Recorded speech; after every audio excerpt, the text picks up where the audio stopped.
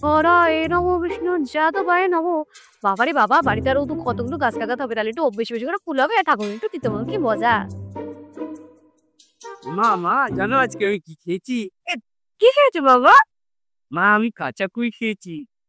তুই কুল খেয়েছিস সরস্বতী পুজোর আগে? ই বাবা, ডা সেল করবি তুই। কেন মা, কুই খেলে কি হয়? তুমি কি নেকা পেয়েছো নাকি? সরস্বতী পুজোর আগে কুল খেতে তুই জানিস না? তারপরে তুই কুল খেয়েছিস? কান্ড জ্ঞান নেই, দে মুখটা তোর দেখি, অল্প করে নেতা করে না। চাপ কেন ফেলবি? মা জানো আমার আজকে হিস্ট্রি স্যার পরীক্ষা নিয়েছিল, তুমি ঠিকই বলেছিলে মা, আমি নাম্বার আজকে কম পেয়েছি। হ্যাঁ ঠিক হয়েছে, আমি বড় করে বলেছিলাম খাস নে কুলটা, কুলটা খাস নে। হিস্ট্রি কপি খারাপ হয়েছে, পরের দিন জিওগ্রাফি খারাপ হবে, এরকম তো লাইফের এবার শুরু হলো নিচে নেমে আসা। আরো বেশি করে তোর খাওয়া উচিত, তার তোর বাবাকে আমি বলবো। কালকে সরস্বতী পুজো, সকাল সকাল উঠবি, স্নান ফান করে ভালো ছেলে হয়ে পুজো দিয়ে আসবি, আর মাকে বলে আসবি মা আমি না পরোটা ভালো করে পারি, ঠিক আছে? আচ্ছা মা ঠিক আছে। হলুদটা দিয়ে স্নান করাতে হবে, হলুদ তেল দিয়ে জল দিয়ে, কারণ কালকে তো কুল খেয়েছে। পড়াশোনার ডাব্বা বানা, এই তো জল রেডি হলো, হলুদ রেডি হলো, ছেলেটাকে এবার গিয়ে ডাকি। তোর আমার ভালো লাগে না সকাল বাবু দাঁড়া। থেকে। আচ্ছা দাঁড়াও, কালকে যে কুলটা খাওয়ার সময় খেয়েছো সেটা তো কোনো অসুবিধা হয়নি? দাঁড়াও দাঁড়াও, সকালবেলা কি স্নান করে? ঠিক আছে দাঁড়াও, মুখে হলুদটা দিয়ে দিবি। হুম, হলুদটা মেখে দিয়েছি। ওই যে আমি জল রেখে গেলাম, এই যে ঠিক আছে, নিজে গায়ের মধ্যে জলটা ফেলে দেবে। আমার কিন্তু বেশি কথা বলতে ভালো লাগে না, আমি চলে গেলাম। বাবা কি ঠান্ডা, ও বাবা রে, ও বাবা রে কি ঠান্ডা জল, আমি স্নান করবো না মা। ও মা আমি স্নান করবো না। তুই স্নান করেছিস? হ্যাঁ করে নিচ্ছেন, হ্যাঁ মা স্নান করে নিচ্ছি আমি, দেখো কানের চুলটা ভেজে আছে দেখ। ও, চুলের মুঠিটা ধরে না তোমার ঘুরিয়ে দেবো, এদিকে আন। স্নান করবে না? যা, আজ যেন আমায় বলতে না হয়, নিজেকে ও ঠিক করে রে। দেখুন স্নান হলো। মা গো, আমার ছেলেটার বুদ্ধি দাও বুদ্ধি। এই যে আমার এ ছিল হচ্ছে পাবজি খেলে বেড়ায়, দেখো স্নানটাও ঠিক করে করেনি, জামাটাও চেঞ্জ করেনি, চলে এসছো তোমার কাছে, তুমি কিছু মনে করো না। নমস্কার করো, নমস্কার করো, ঠিক করে নমস্কার করো। হ্যাঁ, আর বলো ঠাকুর আমাকে ভালো করে পরীক্ষায় পাশ করিয়ে দাও, বলো। ঠাকুর আমাকে ভালো করে পরীক্ষা পাস করিয়ে দাও। আমার ছেলেটা খুবই ভালো জানো তো ঠাকুর, কিন্তু ওই যে বাগদমো। যাও, চলে যাও। হ্যাঁ, ঠাকুরটাকে আনলাম, বাড়িতে একটু করে নেই যে উলুজোকার দেবে।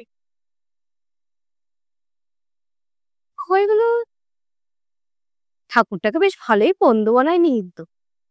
ঠাকুরের আজকে পুজো, কারো কোনো হুঁশ নেই, কালকে কতবার বললাম বাবু একটু যা যা ঠাকুরটাকে নিয়ে আসে, এই আজকে পুজোর দিনই আমি আনতে ওরা ঠাকুর মশাইও করছে, কোথায় গেল কি জানি। যাই হোক, বাহ ঠাকুরটা বেশ ভালো হয়েছে, সোনার যা দাম। এই কটাই জোগাড় করতে পেরেছি, আর কোথা থেকে কি করবো, ফলমূল মালা, বাবারে বাবা। উফ, ভালো লাগে, এদিকে ছেলেটা পেয়েছে আমার চাপা। কি করে বলি বা তোমায়, এত ভালোভাবে তোমায় পুজো দিচ্ছি, আমার ছেলেটার দিকে একটু তাকাও গো, একটু তাকাও। ঠাকুরের ভোগ বানাতে হবে, কত কিছু করতে হবে, আমার বাড়িতে এসে কেউ নেই, শুধুমাত্র আমি। সবাই আছে, মরে পড়ে আছে, কেউ ফোন নিয়ে টেপাটেপি হচ্ছে, কেউ আবার নিউজ দেখছে। এই যে আমার বর নিউজ দেখছে, তুমি তো চোখে দেখতে পাও না। ফোনটা এখন কোথায় রেখে যায়? আচ্ছা বা তোমার কাছে রেখে গেলাম। হুম, আমি জানি তুমি দেখবে, তুমি দেখবে কিছু করবে না। ঠাকুরের টিপটা খুলে যাচ্ছে, তুমি এখন সব বাদ দেয়, মানে সত্যি কথা বলতে ভালো লাগে না। থাক ফোনটা থাক, তুমি আবার যাই একটু কাজ করে আসি। তুমি বসো হ্যাঁ মা।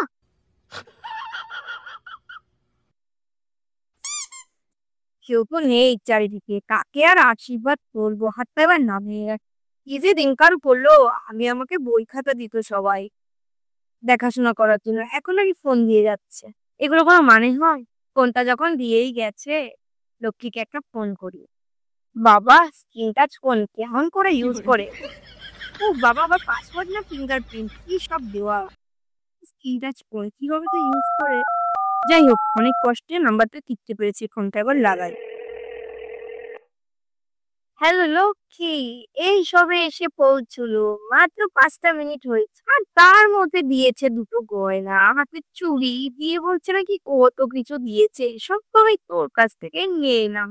আর মত যা তৈরি হয়ে গেছে, যত স্মার্ট হয়ে গেছে বাবা, সবাই হাতে হাতে স্মার্ট ফোন। আমার ছেলে কি সব গেম টেম খেলছে, পাবজি না সবজি। আচ্ছা এখন রাখি, হ্যাঁ বুঝলি, মাকে আবার বলে দিস আমি পৌঁছে গেছি, পরে আবার সময় পেলে ফোন। সবাই আসছে। ও কি গো, এখনো কিছু যোগাযোগ তো হয়নি। তোমাকে গোটা পড়ে এই সবাই যে ধরো আগে বই দিত, এখন আমি তোমাকে ফোনটা জমা দিলাম। কারণ কি বলতো, আমি একটা ইউটিউব চ্যানেল খুলেছি, সেটারও লাখ লাখ ভিউ হয়, লাখ লাখ সাবস্ক্রাইবার হয়, আমি তাহলে টাকা কামাতে পারবো। আর একটা ফোন নিয়ে যাবো কেন? এটা হচ্ছে আমার ছেলের ফোন। আমি নাকি শুনেছি ওই যে পাবজি না সবজি কি একটা গেম খেলে, ওইখানে নাকি টাকা পায়, টাকা মারতে হয় ঠিকই কিন্তু টাকা যেন পায়। ওই জন্য তোমাকে দুটো ফোনই দিয়ে যাবো। আর আমার বরের কোনো গতি হবে না, ওই খেলো সে বললো ও কোনো ব্যাপার না। আর এখনকার দিনে বই খাতা দিয়ে কি হয় বলতো, সবই তো পশ্চিমবঙ্গ সরকারের হাতে, কেউ টাকা পয়সা পায় না পড়াশোনা করে, যা পায় সব হচ্ছে এই ফোনে গেম খেলে।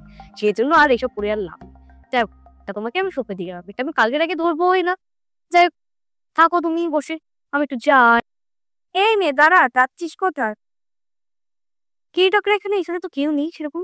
হ্যাঁ রে হতো আগে, আমি তোকে ডাকছি। এই চত্বরে তোকে কে আর ডাকবে? না তুই ওকে ডাকে? বাবা, আমার কি ভাগ্য যে তুমি আমাকে ডেকেছো। এবার বলো, তুমি ডাকলে তো আমি সব শুনতে রাজি। বলো বলো। না তুই বল, তোর ছেলের বয়স কত? আগে এই তোমার 2 বছর বয়স, তোর ছেলের বয়স মাত্র 2 বছর, তুই এখনই ওকে ফোন দিয়ে দিয়েছিস।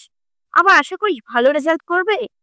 ওর ব্রেনটার সাথে সাথে চোখটাও খাবি। কিন্তু বাবা যে বললো ছেলেকে পাবজি খেলছে, তার ছেলেও না। আমার ফোন সম্পর্কে কিন্তু অনেক জ্ঞান আছে আমার ছেলের। তা আমাদের সময় তো ছিল না গো। সেই জন্যই আমি আমার ছেলেকে খেলতে দিয়ে তো খেলুক।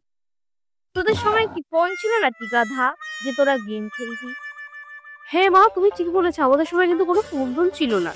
এই জন্যই তো তোরা ভালো তৈরি হয়েছিস। আর এইগুলোকে দেখ, এই জন্যই তো এরা এরকম, ওরাই তো বাজে এদের তৈরি করছে।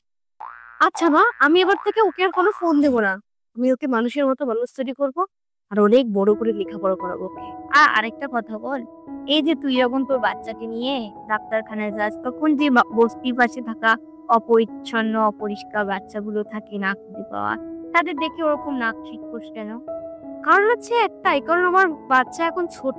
আর তার দিয়ে বড় কথা, আমার ওদের পাশ থেকে গেলে না আমার জীবাণু ঘুরে বেড়ায়। আমি চাই না যে আমার বাচ্চার গায়ে কোনোরকম জীবাণু আসে।